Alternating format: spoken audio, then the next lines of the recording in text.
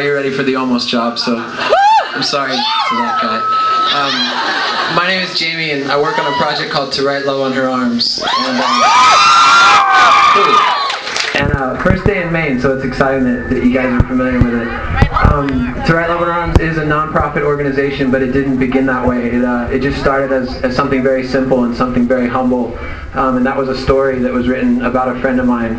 And I had the privilege to tell this story. And basically it was a story that was really painful. And it touched on some things that most people don't talk about, that our society and our culture and our schools and our churches, you don't hear much about these things. And it was issues like depression and drug addiction and self-injury and suicide. And in the face of that pain, and we tried to tell it in a really honest way, there was also this hope, this tremendous hope. And basically I met a friend a little over a year ago back in Florida, where we're from, and had the privilege to spend 5 days with this girl. And it was her first 5 days sober after many broken years. And at the time she was 19, she's 20 now.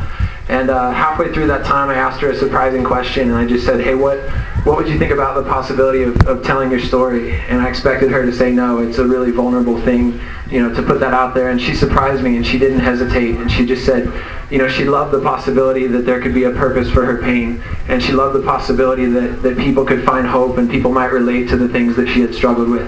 And we felt like there was something significant about telling the story before a happy ending, because we weren't there yet. We didn't have that privilege. We only had where we were, and we felt like there was something significant.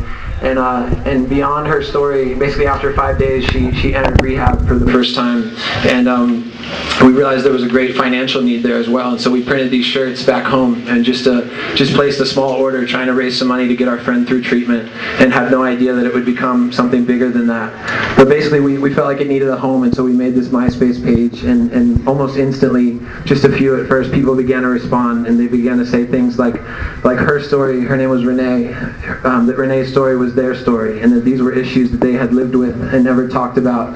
People wrote in who had lost loved ones to suicide. People wrote in that had been sad for years and didn't know how to shake it. People that were stuck in abusive relationships. People with eating disorders. And just people wrote in on behalf of their friends, and they said, hey, my friend is depressed and I don't know how to help them. I don't know where to go. I don't know what to do. And my life changed pretty quickly at the time. Realized that things were taking a turn, and just began to try to learn how to point people in the right direction, and began to realize that, a lot of things. Number one, that there's a ton of hope in the face of these things, but basically the hope matters because these are pretty staggering issues. We live in a country where it's estimated that 19 million of us struggle with depression. Untreated depression is the leading cause of suicide, and for us in this room, suicide is the third leading cause of death. And probably the most staggering number is the idea that for every 3 Americans that struggle with depression, it's estimated that 2 of those will never get help.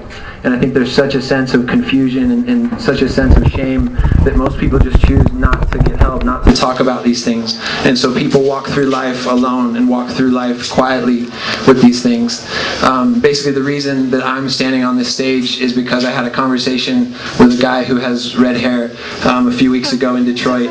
And it turned out to be a really honest conversation and a really inspiring conversation. And basically, I actually went over to do an interview with Aaron, and my battery in my camera died after like 5 minutes, and he was nice enough just to keep talking, and we basically just kind of shared, and he shared a lot of his struggles and the places that he's been and the things that he's lived through, and I shared some things that I had been going through, and basically just the reality that we were 2 broken people sitting on the street in Detroit. No, it's good. But the idea that people need to know that they're not alone with these things, and that people need to know that we need each other, that we need community, and you guys need to know that there's people, there's bands that care about you, and beyond that, we're hearing from people from all over the country and further away than that have devoted themselves to understanding these issues and to meeting these needs. And so basically what we as an organization want to do is just become a really great first step to recovery. So whether it's a question or whether whether you're looking at treatment for the first time. We just want to be part of that conversation with you. And basically we get a rising number of messages and emails on the MySpace and through the website, and people asking these questions and people trying to take a first step to recovery.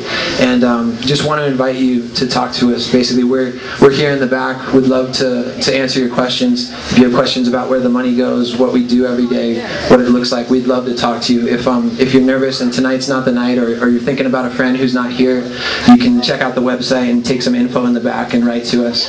But for me, this is a band that's really important, and I think maybe some of you guys can relate. That I think we're all here because maybe we found something true in these songs. And I know for me that on Warped Tour all summer that I always made my way over to watch this set, and for me there was one song in particular that was really healing, and that kind of brought me back to life. And I hope that you guys will feel some of that and experience some of that tonight. And it's a privilege to be out with these guys for the next week. So if you would, welcome to the stage, The Almost.